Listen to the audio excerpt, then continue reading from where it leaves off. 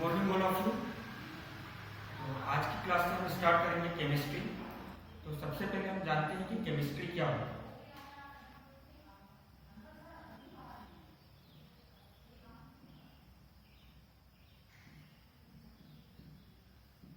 अच्छा, अभी तक आप क्लास 10 में स्टडी करते आए थे साइंस।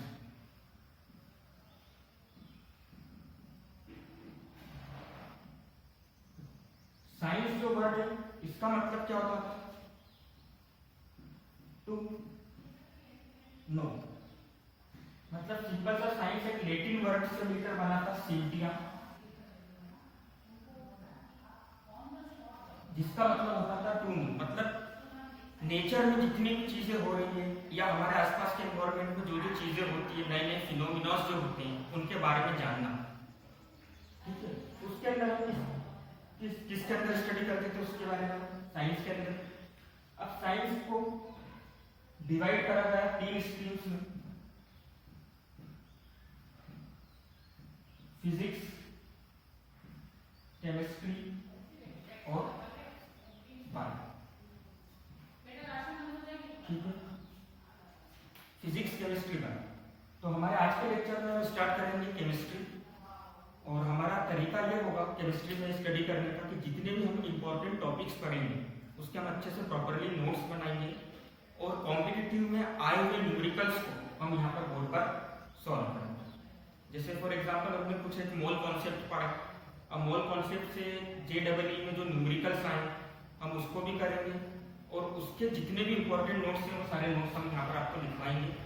आप सभी क्या करेंगे, एक अच्छी सी कॉपी बनाएंगे जिसके अंदर मैं जितना यहाँ पे आपको पढ़ा रहा हूँ उसको आप प्रॉपरली नोट्स के फॉर्म में लिखिए। ठीक है, कुछ आपको वर्कशीट के फॉर्म में वर्क मिलेगा, उस वर्कशीट के क्रेडिट पॉइंट्स होंगे, है ना। जैसे एक वर्कशीट मिली जिसके 10 क्रेडिट पॉइंट्स हैं, जिस स्टूडेंट के पास में वर्कशीट करने के बाद जितने ज्यादा क्रेडिट पॉइंट्स होंगे उसको उतने ज्यादा इंटरवल्स मिलेंगे। क्लियर है सबको?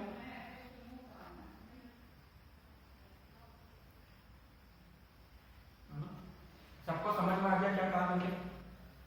समृद्धि समझ में आया?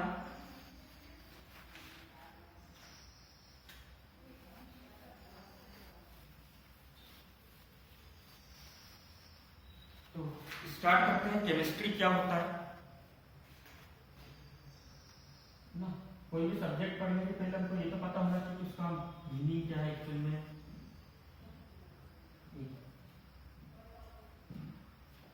तो देखो, केमिस्ट्री बेसिकली क्या है? Study of matter. मैटर आप लोगों ने पढ़ा होगा क्लास 9 में। कोई भी वो चीज जिसके पास में मास होता है, वॉल्यूम होता है, स्पेस ऑक्यूपाइड करता है। तो केमिस्ट्री क्या है? स्टडी ऑफ मैटर, जिसके अंदर हम कुछ पॉइंट्स में मैटर के बारे में स्टडी करते हैं। जैसे मैटर का नेचर क्या होगा, उसकी प्रॉपर्टीज क्या होगी, कैसे वो मैटर किसी दूसरे मैटर के साथ में इंटरेक्ट करेगा, कैसे उस मैटर में नया नया चेंज आएगा जब इंटरेक्शन होगा। केमिस्ट्री क्या है? ब्रांच ऑफ साइंस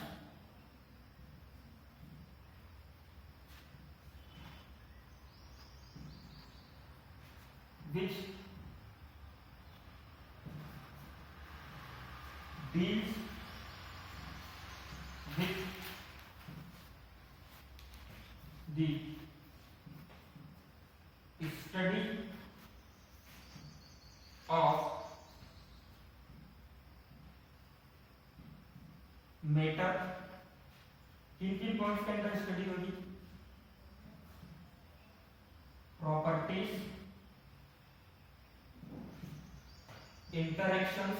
इंटरेक्शन मतलब कैसे एक मैटर दूसरे मैटर के कांटेक्ट में आता है।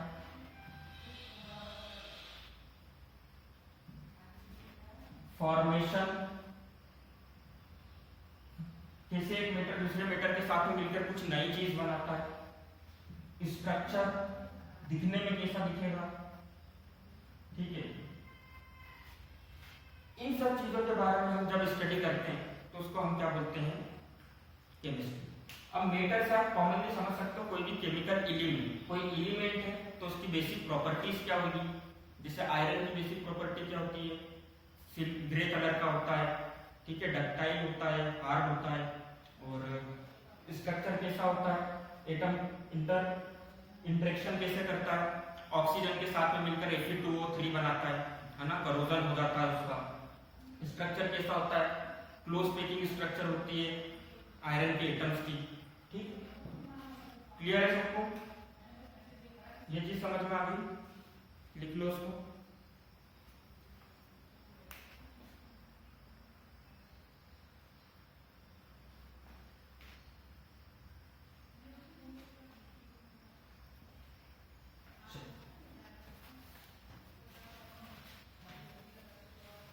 अब केमिस्ट्री में जो हम सबसे पहला चैप्टर स्टडी करेंगे वो आपका होगा some basic concepts of chemistry.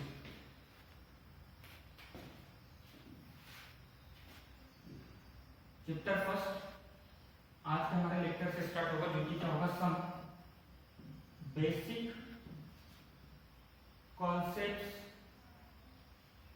Of chemistry.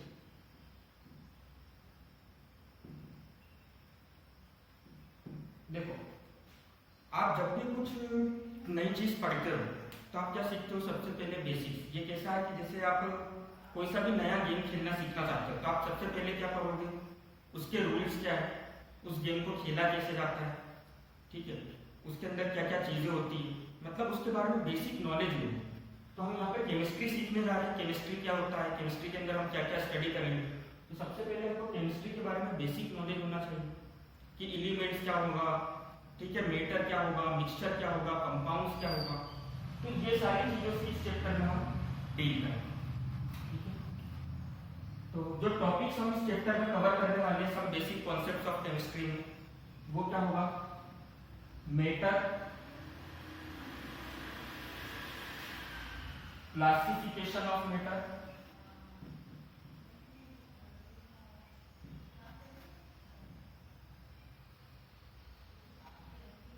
and its properties। Matter क्या होता है, classification of matter, states of matter कितनी होती है, क्या क्या मेटर होता है, कैसे आप बताओगे, और प्रॉपर्टी क्या है। ठीक है, इसके बाद हम इस चैप्टर में पढ़ेंगे law of chemical combination. Class 9 में आपने पढ़ा था law of chemical combination, law of conservation of mass, याद आया? तो वही लॉस को हम यहाँ पर वापस से स्टडी करेंगे कुछ नए कॉन्सेप्ट्स के साथ। थर्ड टॉपिक जो हमारा होगा वो होगा इसके अंदर मॉलिक्यूलर मास क्या होता है ना, छोटी छोटी चीजें पढ़ेंगे, जैसे मॉलिक्यूलर मास हो गया, एटॉमिक मास से स्टार्ट करेंगे जैसे, फिर उसका आगे मान लो मॉलिक्यूलर मास क्या होता है, एटॉमिक मास, ठीक, फॉर्मूला मास एक्सेट्रा। इसके बाद हम पढ़ेंगे इसके अंदर कुछ कंसंट्रेशन टर्म्स,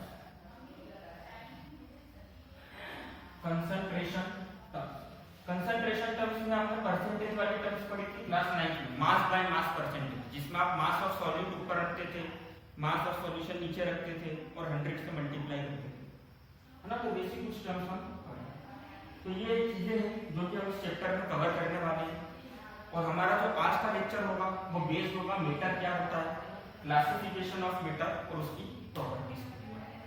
तो स्टार्ट करते हैं हमारा आज का लेक्चर मेटर से।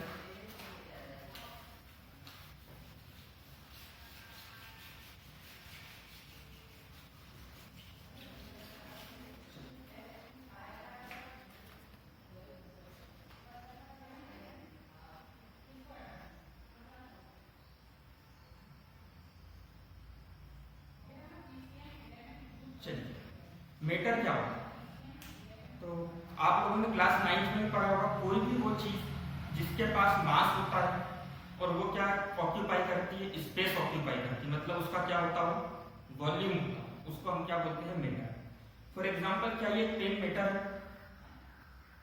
देखो, इस पेन का कुछ मास होगा और इसने स्पेस में क्या कर रखा है, कुछ वॉल्यूम ऑक्यूपाई कर रखा है, कुछ जगह को उसने क्या कर रखा है, ऑक्यूपाई कर रखा है, मतलब ये क्या है, मेटर है। अच्छा, जो बेंच पर आप बैठे हुए हो, अभी टेबल के ऊपर जहाँ पर आप बैठे हो, या जिस पेंसिल से आप लिख रहे हो, कॉपी, आप, ये सब मेटर है या नहीं? ना, मैटर, तो मैटर क्या हो जाएगा, एनीथिंग, कोई भी वो चीज जिसके पास क्या हो, anything which has mass and volume, कोई भी वो चीज जिसके पास क्या हो, मास हो और वॉल्यूम हो, उसको हम क्या बोलेंगे, मैटर ना। अब आप बोलोगे सर हमने तो पढ़ा था ऑक्यूपाइड स्पेस, अरे जिस चीज का वॉल्यूम होगा, लेंथ होगी, ब्रेथ होगी, हाइट होगी, वो स्पेस को क्या करेगा, ऑक्यूपाइड करेगा। अच्छा एक चीज बताओ, human being is the example of matter और नॉट, है ना। सभी ह्यूमंस का मास होता है, कुछ वॉल्यूम होता है, मतलब कुछ स्पेस ऑक्यूपाइड करते हैं, तो वो सभी इसका एग्जांपल होगा मीटर का। एग्जांपल क्या हो जाएगा मीटर के, एग्जांपल में आप लिख सकते हो पेन, ठीक है, और बुक, कंपाउंड्स एक्सेट्रा, ये सभी किसके एग्जांपल है, मीटर्स के एग्जांपल। अब बात करते हैं हम स्टेट ऑफ मीटर्स, मीटर की स्टेट्स कौन कौन सी होती है। तो आप लोगों ने इसके पहले भी पढ़ा होगा स्टेट्स ऑफ मीटर, कौन कौन सी स्टेट्स होती है मीटर की।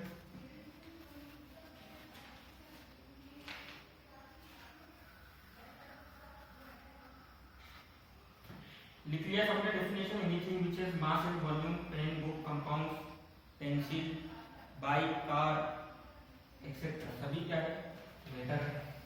आप में यूनिवर्स में कोई भी वो चीज जिसके पास मास है और वो क्या कर रही है, स्पेस ऑक्यूपाइड कर रही है, तो उसको हम क्या बोलेंगे, मीटर। अब नेक्स्ट चीज आती है यहाँ पर states of metre.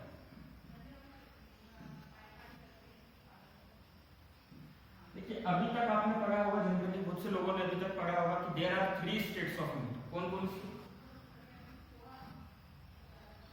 Solid, liquid और है ना। बेसिकली आप क्या पढ़ते आते हो कि there are 3 states of matter, पर एक्चुअल में कितनी स्टेट्स ऑफ मैटर है, अभी 5 स्टेट्स ऑफ मैटर है ना। 4th नंबर पर है आपकी प्लाज्मा, और 5th स्टेट्स ऑफ मैटर को हम बोलते हैं Bose, Einstein,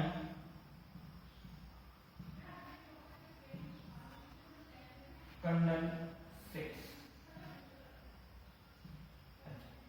solid state of matter में आपने पढ़ा होगा कि कॉन्स्टिट्यूएंट पार्टिकल्स क्या क्या होते हैं, पास पास होते हैं, है ना, बचपन से पढ़ते आ रहे हैं 8-9 से, कि सॉलिड स्टेट ऑफ मैटर में क्या होता है कि जिन भी पार्टिकल से मिलकर जो सॉलिड बना है, वो पार्टिकल्स कैसे होंगे, एक दूसरे के बहुत पास पास होंगे। सॉलिड का डेफिनाइट क्या होगा, शेप होगा, साइज होगा, वॉल्यूम होगा। फॉर एग्जांपल ये मार्कर दिख रहा है सभी को, ये सॉलिड है ना, तो ये क्या है, इसके अंदर कंस्टिट्यूएंट पार्टिकल जो है वो एक दूसरे के बहुत ज्यादा पास पास में। इसका एक डेफिनेट शेप है, कैसा शेप है इसका, कोई बता सकता है मुझको?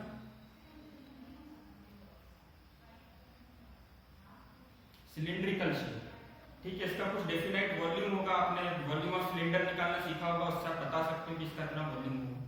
तो सॉलिड के अंदर कंस्टिट्यूएंट पार्टिकल बहुत ज्यादा पास पास होते हैं, मूव करने के लिए फ्री नहीं होते हैं, उनका डेफिनेट शेप होता है, साइज होता है और वॉल्यूम होता है। लिक्विड की बात करते हैं, लिक्विड के अंदर कंस्टिट्यूएंट पार्टिकल पास पास होते हैं कि दूर दूर होते हैं?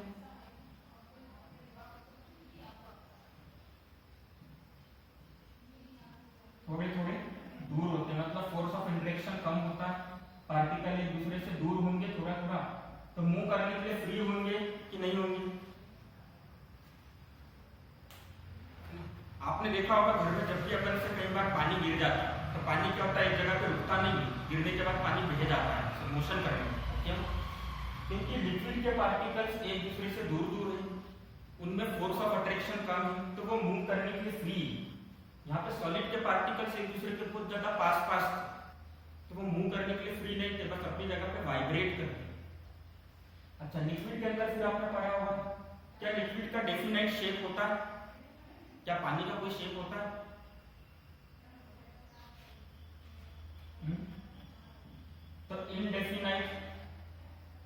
शेप पढ़ा होगा। वॉल्यूम कैसा होता है लिक्विड का?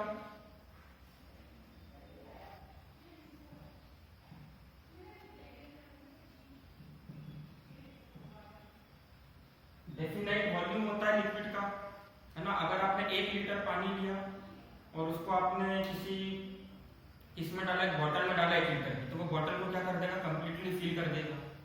2 लीटर की बॉटल में डालोगे तो क्या 2 लीटर की बॉटल भी पूरी कंप्लीटली फिल होगी? आपने 1 लीटर पानी लिया, उसको 2 लीटर वाली बॉटल में डाला, क्या बॉटल कंप्लीटली फिल होगी कि हाफ फिल्ड होगी? हाफ फिल्ड होगी। मतलब क्या होगा? डेफिनाइट वॉल्यूम होगा। क्या डेफिनाइट शेप होगा? नहीं होता है लिक्विड का डेफिनाइट शेप। आप ग्लास में डालो, ग्लास का शेप बन जाता है ना। आप बॉटल में डालो, पानी का शेप कैसा हो जाएगा? बॉटल के जैसा हो जाएगा। बात करते हैं गैसेस। ठीक, गैसेस के अंदर पार्टिकल्स बहुत ज्यादा पास पास होते हैं कि बहुत ज्यादा दूर दूर होते हैं? गैसेस के पार्टिकल्स बहुत ज्यादा दूर होते हैं। इतनी ज्यादा दूर होते हैं कि अगर मैं इस रूम की बात करूं और मैं बताऊं आपको कि इस रूम के अंदर जो गैस होंगे उनके पार्टिकल कैसे होंगे, तो आप ऐसा सोच सकते हो कि अगर ये रूम है तो एक गैस का पार्टिकल एक कॉर्नर में, दूसरा गैस का पार्टिकल दूसरा कॉर्नर में, तीसरा थर्ड कॉर्नर में, फोर्थ कॉर्नर। इतनी ज्यादा स्पेस है। तो क्योंकि गैसेस के पार्टिकल्स के बीच में स्पेस बहुत ज्यादा होती है, तो ये मूव करने के लिए क्या होते हैं? बहुत ज्यादा फ्री होते हैं, एक दूसरे का पाथ फॉलो नहीं करते। ठीक है, मूव करने के लिए बहुत फ्री होते हैं। मतलब ये इधर की डायरेक्शन में जाएगा तो ये वाला इधर चला जाएगा, ये इधर आ जाएगा, किसी भी रेंडम डायरेक्शन में मूव कर सकते हैं। क्या इसका डेफिनाइट शेप होगा? गैस का शेप देखा आज तक आपने? क्या डेफिनाइट वॉल्यूम होगा?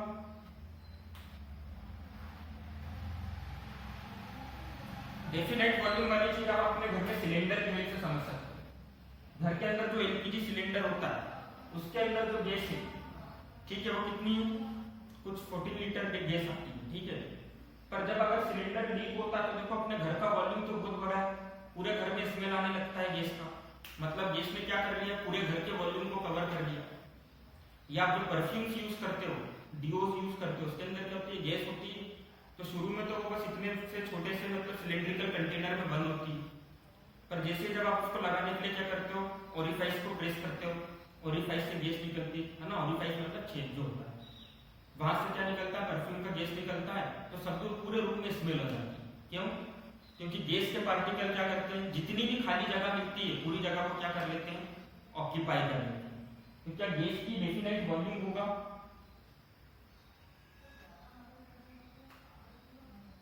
है ना, गैस का डेफिनाइट वॉल्यूम नहीं होगा। तो गैस के लिए आप लिख लो इनडेफिनाइट शेप, इनडेफिनाइट वॉल्यूम। दोनों इनडेफिनाइट होगा, ना ही शेप डेफिनाइट है ना ही वॉल्यूम डेफिनाइट। प्लाज्मा की बात करते हैं। प्लाज्मा क्या होता है? प्लाज्मा चार्ज पार्टिकल से बनता है। जब गैसेस के पार्टिकल्स आयोनाइज होते हैं और बहुत ज्यादा चार्ज से आयोनाइज हो जाते हैं, तो जो नई स्टेट ऑफ मैटर बनती है उसको हम क्या बोलते हैं? प्लाज्मा। किसी भी गैस के पार्टिकल को जब आप इलेक्ट्रिसिटी प्रोवाइड करके, चार्ज प्रोवाइड करके क्या करते हो? बहुत ज्यादा आयोनाइज कर देते हो, तो जो नया स्टेट ऑफ मैटर बनता है उसको हम क्या बोलेंगे? प्लाज्मा। लास्ट होता है आपका Bose Einstein condensate. Bose Einstein condensate क्या है? वो स्टेट ऑफ मैटर से जिसमें हम छोटे छोटे छोटे मॉलिक्यूल्स या छोटे छोटे एटम्स को मिलाकर एक बड़ा लार्ज मॉलिक्यूल बनाते हैं, और उसकी प्रॉपर्टी पेरेंट मॉलिक्यूल या पेरेंट एटम से डिफरेंट है। तो जो नया स्टेट ऑफ मैटर बनेगा उसको हम क्या बोलेंगे? Bose Einstein condensate. अभी आपके सिलेबस में आपको क्या स्टडी करना है? सिर्फ स्टार्टिंग की 3 सॉलिड, लिक्विड एंड गैस। ये सिर्फ मैंने आपको आपके बेसिक नॉलेज के लिए बताई थी कि अगर आपसे कोई पूछता है कि कितनी स्टेट्स ऑफ मैटर होती है तो आप ऑर्डिनरी 3 नहीं बताएं, आप 2 बताएं।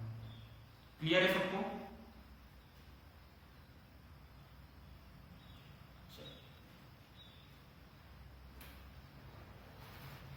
नोट कर लीजिए इसको।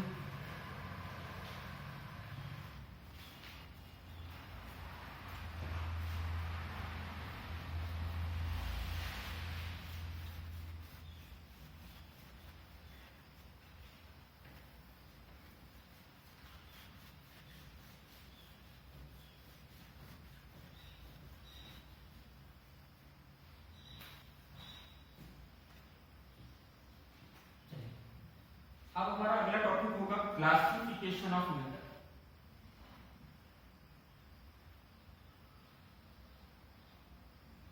क्लासिफिकेशन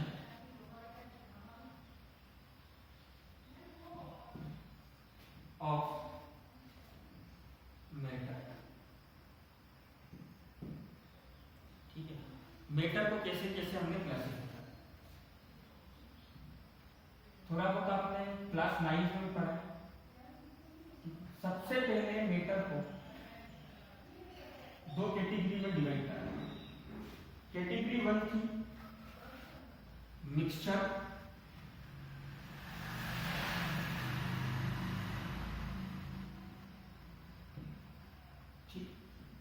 मिक्सचर को किन दो कैटेगरी में डिवाइड करा गया, दो कैटेगरीज में। मिक्सचर कितने टाइप के होते हैं, कौन बताया?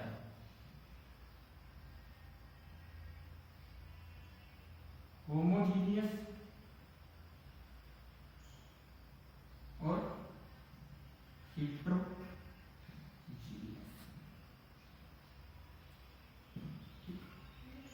मिक्सचर को दो कैटेगरी में डिवाइड करा गया, पहला होमोजीनियस, दूसरा हेट्रोजीनियस। मिक्सचर के बाद नई कैटेगरी ऑफ सब्सटेंस को बोला गया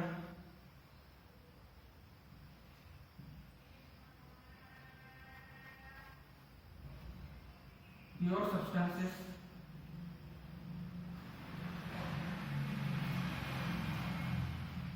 जिसके अंदर क्या है, एलिमेंट्स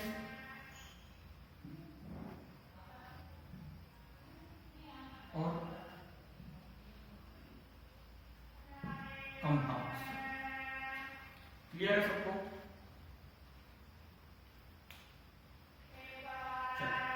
तो आज क्लासिफिकेशन ऑफ मैटर में हम बात करेंगे मिक्सचर क्या होता है, होमोजीनियस मिक्सचर क्या होता है और हेट्रोजीनियस मिक्सचर क्या होता है। ठीक,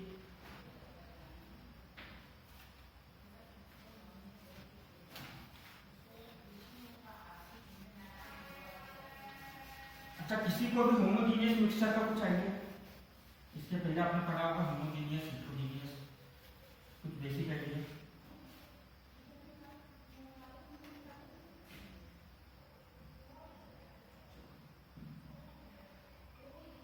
मिक्सचर, देखो मिक्सचर क्या होता है, जब भी हम दो या दो से ज्यादा चीजों को किसी भी रेशो में मिलाते हैं, जब भी हम दो या दो से ज्यादा चीजों को किसी भी रेशो में मिलाते हैं, तो जो नई चीज बनती है उसको हम क्या बोलते हैं, मिक्सचर, है ना। बहुत कॉमनली आपने मिक्सचर देखा होगा आपके घर पर, खिचड़ी जो आप खाते हैं उसके अंदर क्या होता है, दाल और चावल को किसी भी पर्टिकुलर रेशो में नहीं मिलाया जाता, हर किसी के घर में रेशो अलग अलग। किसी के घर में 1 कटोरी दाल 1 कटोरी चावल, किसी के घर में क्या है 2 कटोरी दाल 1 कटोरी चावल। तो जब भी हम दो या दो से ज्यादा सब्सटेंस को किसी भी रेशो में मिक्स करते हैं, तो जो नया सब्सटेंस बनता है उसको हम क्या बोलते हैं, मिक्सचर। तो लिखते हैं यहाँ पे, when 2 or more than 2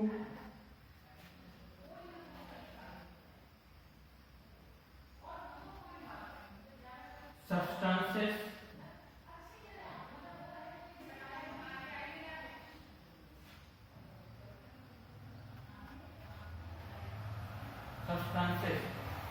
when 2 or more than 2 substances mixed with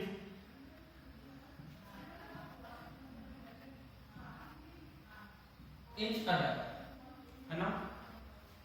कैसे रेशो में,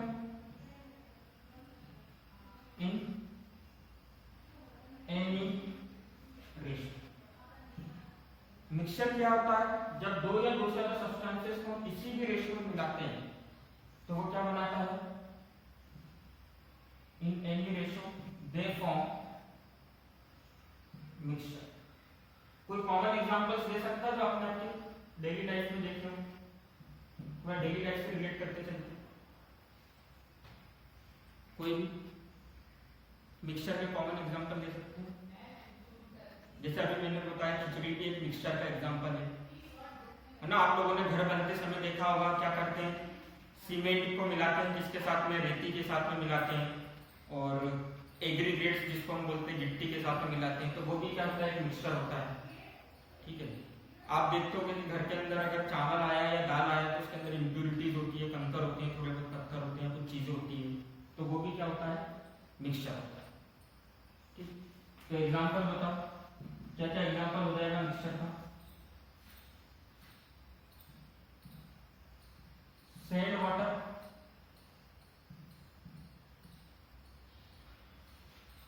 salt and water, very good.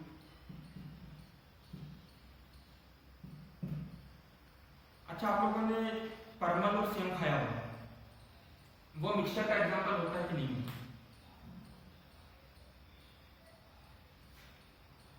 होता है, मिक्सचर का एग्जाम्पल होता है ना, अलग अलग रेशो में अलग अलग जगह पर चीजें मिलाई जाती हैं। अब हम टाइप्स ऑफ मिक्सचर के अंदर बात करेंगे, होमोजीनियस मिक्सचर और हिट्रोजीनियस मिक्सचर। तो हेडिंग लगा देते हैं होमोजीनियस मिक्सचर, होमोजीनियस मिक्सचर। ये लिख लिया आप लोगों ने, मिक्सचर की डेफिनेशन लिख ली। होमोजीनियस मिक्सचर का मतलब क्या होता है? जब भी हम दो या दो से ज्यादा चीजों को मिलाते हैं तो वो एक दूसरे में कैसे मिल जाना चाहिए?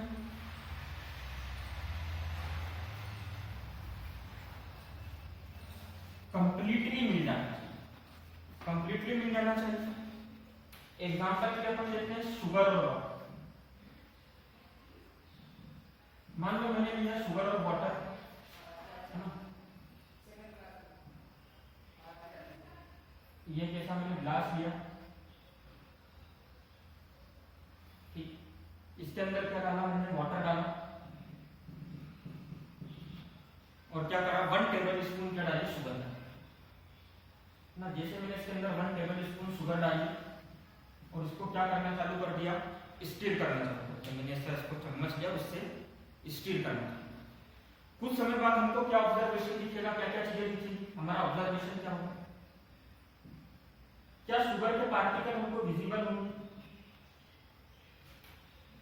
है ना, हमको क्या लगेगा कि शुगर कहीं चली गई। क्या पानी के कलर में थोड़ा बहुत चेंज आया, हल्का सा चेंज आया, ट्रांसपेरेंट से थोड़ा सा मतलब मडी, या जिसको हम क्या बोलते हैं, थोड़ा सा मटमिला टाइप। अच्छा, दूसरी चीज, जैसे हमने सॉल्यूट को इसमें डाला, जैसे हमने एक सब्सटेंस को दूसरे सब्सटेंस में डाला, तो शुगर चली गई, कहाँ चली गई? आप लोगों ने क्लास 9 में पढ़ा होगा, particles of matter have space between.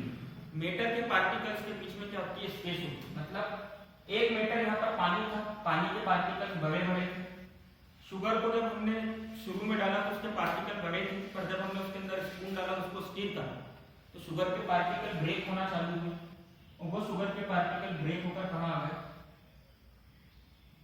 Water के पार्टिकल की बीच में जो खाली जगह थी वहां, इसलिए वो हमको अब विजिबल नहीं। तो यहाँ पर हमारा ऑब्जर्वेशन क्या हुआ, कुछ समय के पहले हमने देखा था तो शुगर प्रेजेंट थी, जब हमने बाद में देखा तो शुगर डिसअपियर हो गई, तो हमने क्या बोल दिया कि जो शुगर थी वाटर में कंप्लीटली डिसॉल्व हो गई। ऐसा मिक्सचर जिसमें दो या दो से ज्यादा कंपोनेंट्स को जब आप मिलाए और सभी कंपोनेंट्स आपस में कंप्लीटली मिक्स्ड हो जाए, है ना, तो लिखते हैं when two or more than two components mixed with each other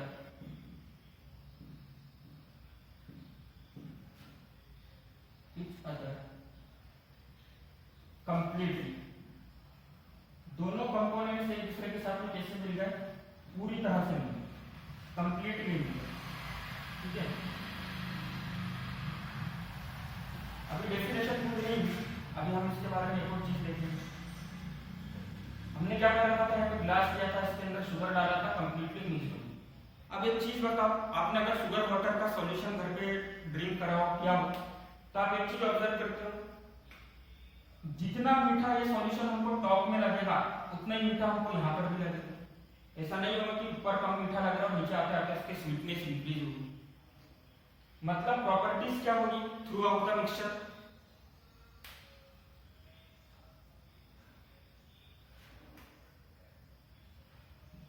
uniform होगी, सेम होगी। जैसे अगर आप यहाँ पर से उसको ड्रिंक कर रहे हो तो भी उतना मीठा लग रहा है, बीच में से आपने स्ट्रॉ लगाकर यहाँ से आपने क्या कर दिया ऊपर से कवर करा और बीच में से स्ट्रॉ लगाकर आपने होल करके इसको ड्रिंक करा तो भी आपको उतना ही मीठा लगेगा, नीचे से ड्रिंक करोगे तो भी आपको उतना मीठा लगेगा। अच्छा, कंपोजिशन भी यूनिफॉर्म हो क्योंकि शुगर डिसअपियर हो गई है तो हम क्या बोलते हैं कि अगर शुगर के छोटे छोटे 3 पार्टिकल टॉप में है तो बीच में भी 3 होंगे, बॉटम में भी 3 होंगे, लेफ्ट हैंड साइड में भी 3 होंगे, मिडिल पोर्शन में भी 3 होगा और राइट हैंड साइड के पोर्शन में भी 3 होगा। मतलब सब दूर शुगर के पार्टिकल यूनिफॉर्मली डिस्ट्रीब्यूट हुए होंगे। जैसे आप स्कूल आते हो तो यूनिफॉर्म पहनकर आते हो, यूनिफॉर्म का मतलब क्या होता है एक जैसे कपड़े। वैसे यहाँ पे पार्टिकल का डिस्ट्रीब्यूशन, पार्टिकल को कैसे बांट दिया गया है यूनिफॉर्मली, मतलब इस सॉल्यूशन में जितनी जगह है वहां पर equal number of sugar particle present है। क्लियर है सबको? तो उसकी डेफिनेशन और क्या हो जाएगी इसके आगे, when two or more than two components mixed with each other completely such that they have uniform composition, uniform composition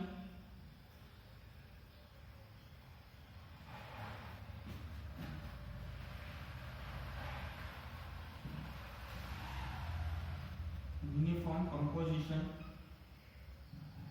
and properties।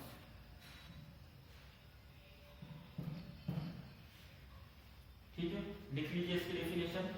Homogeneous mixture क्या हो जाएगा, when two or more than two components mixed with each other such that they have uniform composition and properties is called homogeneous mixture, है ना। तो heterogeneous आप घर से पढ़ के आइए। आज की क्लास हम यहीं पर एंड करते हैं। Bye everyone, have a good day.